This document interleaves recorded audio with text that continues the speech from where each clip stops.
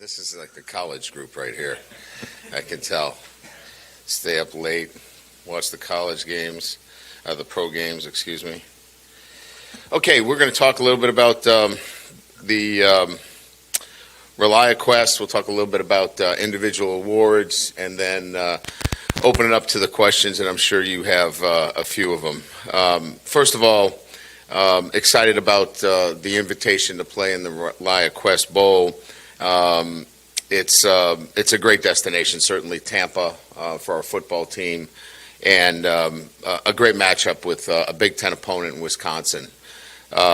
Great tradition, certainly a team that is well coached, and Luke Fickell, know him very well, and this team will be anxious and excited to play in this game. So it offers us an opportunity for a 10th win, which has been really kind of the thing that we have talked about for the last 6 weeks after the Alabama game as being an important piece for the development of our program, is to get to back-to-back seasons with 10 wins. So, again, excited about the matchup, excited about going to Tampa and giving our players an opportunity to be part of a New Year's Day. I know it's not a New Year's Six, but it's a New Year's Day bowl game, and it'll be, well received. As it relates to some individual notes, I want to congratulate Mike Denbrock as a finalist for the Broyles Award. I think we'll find out on that today. And we think he did, obviously, an incredible job with his offensive staff and, what they were able to accomplish, offensively, leading the nation in scoring, total offense, third down conversion, yards per play. Just an incredible offensive year in terms of its production, unprecedented in that respect. Also, Jaden, obviously, as a finalist for the Heisman, certainly want to note that. Congratulations to him. That's an incredible achievement. He also was the winner of the Johnny Unitas Award, and there are others that are certainly out there pending that we believe he is a strong candidate for as well. So, exciting postseason notes, an incredible year from an offensive standpoint, and, certainly looking forward to the bowl game. We are in exams right now, so our players are not required to be in any mandatory football activities. They are focused on academics. We will have weight training and some conditioning activities available to them during this week. We will begin our practice on Monday, our first practice, which will give us 15 practice opportunities prior to the first game. It'll give us approximately 17 meetings. It'll give us 4 to 5 weight training opportunities. So ample opportunity for us to continue to develop our football players and certainly prepare ourselves against a Wisconsin opponent that we're excited, obviously, and want to be able to put our best foot forward. So that's a little bit about the schedule in terms of what we've got going forward. I'll open it up to questions that you might have on all these matters. Coach, just about the bowl preparation. I know you did your interviews last week. How did that go as far as fielding a roster? Do you have a good handle on who you think will play? I think we have a really good sense of the players that will be available for the bowl game. For me to stand here and tell you exactly what those players are, I couldn't do that. But I would say that, we spent all of last week doing exit interviews with our players. So last week was really about our players.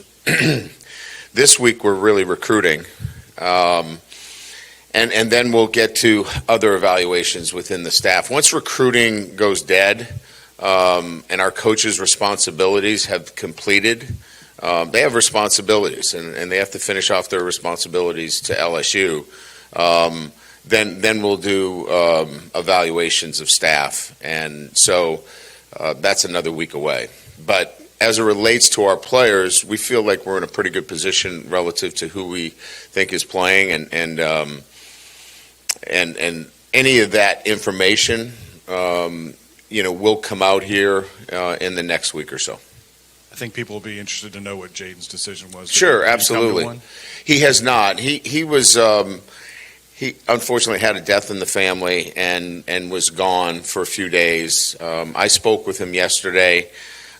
He clearly knows the pros and the cons of this decision, and I do too, right? Who wouldn't want him to play? I mean, everybody would love to see Jaden Daniels play one last time. I mean, I'm a fan. I'm his coach, but I'm a fan of Jaden Daniels. But he's got to make, a decision, and clearly I see both sides of it. So we'll provide him with all the things necessary for him to make an informed decision, but he hasn't got to that level yet. Coach, right here, in the documentary series that you all were able to put on for Jaden, he talks about when he got to campus, he might have been a little immature. And I know you've talked a lot about his decisiveness on the field, but what have you seen from him as a man and just as a leader kind of off the field in his growth here? Yeah, I think that's a really good question.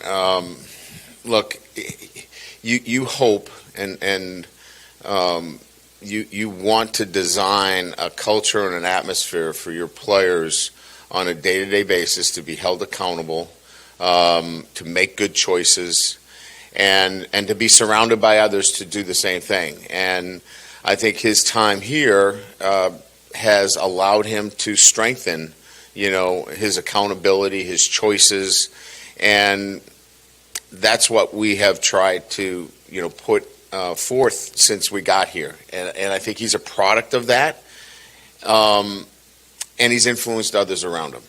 So you know that you're making progress within your program when you see the maturation of a guy like Jaden Daniels, because not only does it happen off the field, it happens on the field. And that's what we keep trying to tell our players. Like, what you do in the classroom and how you handle yourself on a day-to-day basis will have a direct correlation to what you do on the field. And he is that example of how he's handled himself off the field, how he handles himself in his day-to-day routines, has had a direct correlation in the way he's played the game. Right. Obviously, as you've talked many times, the goal is to win, to get that 10th win. But as coaches are increasingly faced with players opting out and that sort of thing, and you have to maybe look forward to developing players for the future. So how do you balance the two?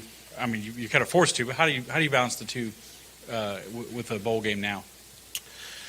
Well, you're offered ample time to do that. I mean, if you really look at our schedule, beginning Monday through that entire week, that's really a transitional week for us to develop our players. And that entire week is going to be an opportunity to take some of the younger players that need more finishing and more developing and get them a lot of work. The following week, we can get to work on Wisconsin and then duplicate that work when we get down to the bowl site. So really, it's 2 weeks of Wisconsin work for those guys that are going to be playing a lot, and then a full week of development, technique work, and repetition for younger guys that need more development. Now, they may transition right into, first team, second team reps during those Wisconsin preparation periods as well. But that first week is when we'll really focus on the development piece in this process. Coach, you're still in the process of evaluating your assistant coaches in terms of who will be retained and if there are any changes? Yes, sir. Yes, sir. And look, 9-3, we're here to win championships. And so our defense did not play to the level that our standard is set at. Look, nobody is happy, including everybody on the defensive side and the head football coach, that we didn't play the kind of defense necessary. I'm not happy about it. Nobody's happy about it. Our fans shouldn't be happy about it. And we have to do things to make sure that that doesn't happen again. But to say that we're just addressing it now is just not correct. We started addressing it after the Mississippi State game, the Mississippi game. That's when addressing our defensive shortcomings began. And so this process has been ongoing. You know, it's not like all of a sudden, hey, by the way, you got to fix the defense. This has been ongoing, and this process has been one where we feel the pain of everybody, because we feel it too. And it cannot be the kind of defensive performance we had this past year. It's got to be better, and it will be better. Can you just share a little bit in terms of it's a blend of coaching and personnel, or both need to be improved, or what do you think? I don't think that I've ever – look, here's what I can tell you.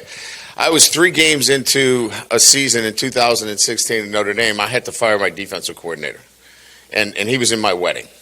Those aren't easy decisions, okay? I'm not afraid to make those decisions. And I'm going to do what's best for LSU's football program and the pursuit of a national championship.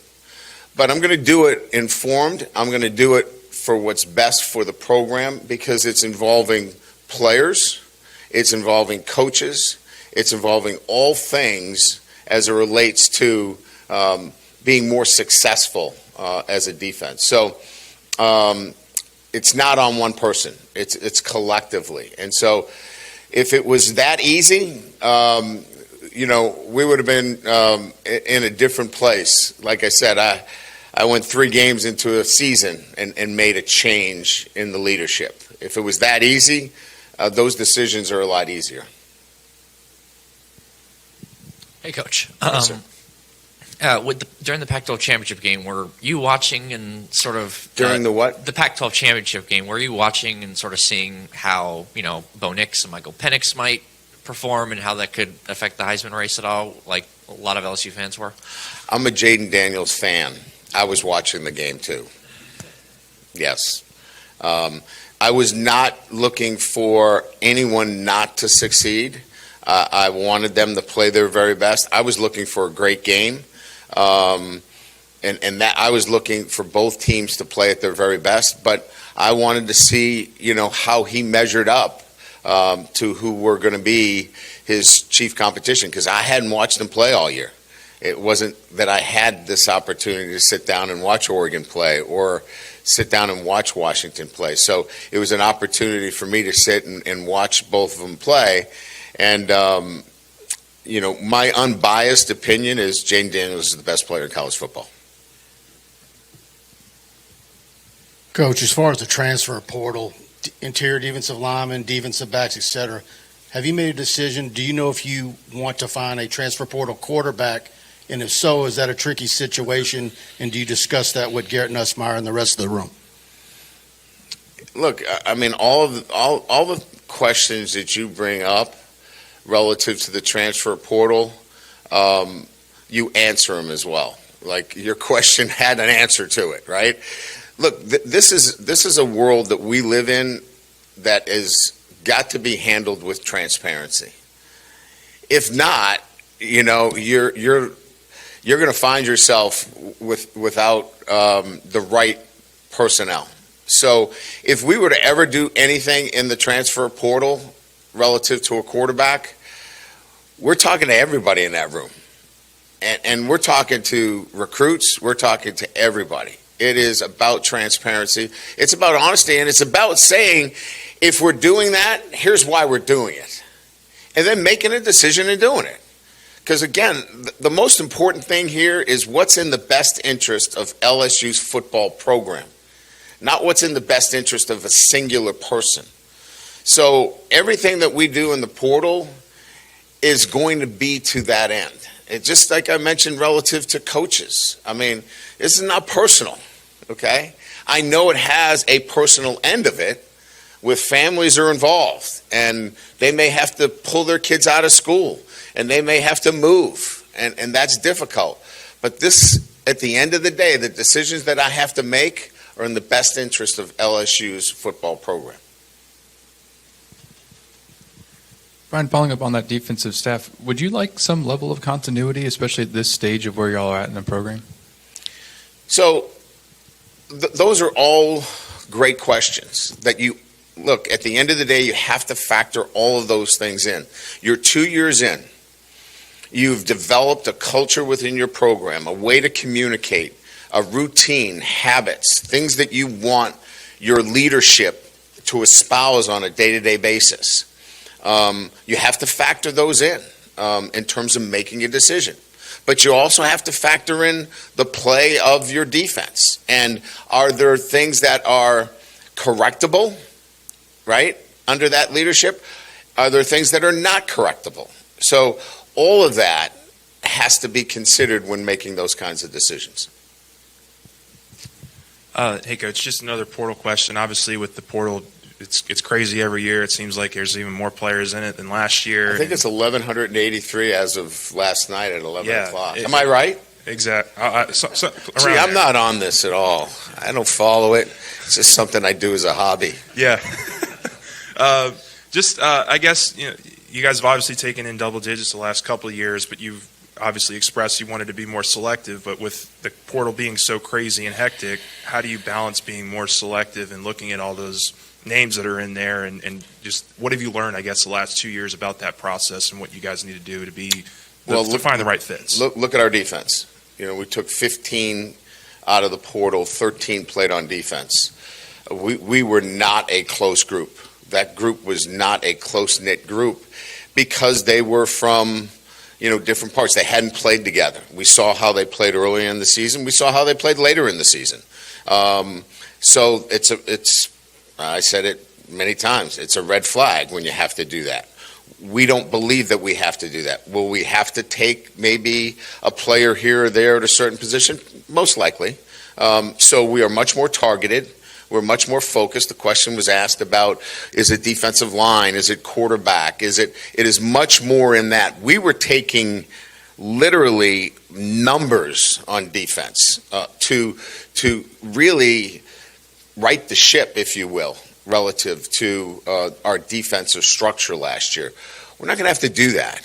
Right now, we're counting 10 out of our 11 players with the most snaps coming back next year. Now, some might say, well, that's not such a great thing. We think it is because you have experience. We didn't have that last year. So that's where we are relative to the portal. I know you've talked a lot about roster retention, and a lot of coaches, they like these bowl games because it does give them those extra practices. In your experience, and maybe specifically for this year, how important are those 15 extra practices for the development of some of the younger guys that might not get the opportunities in October, November? They're important. Here's why they're equally as important as any other time. When we're balancing our roster, I'll give you an example. The Howard kid, right?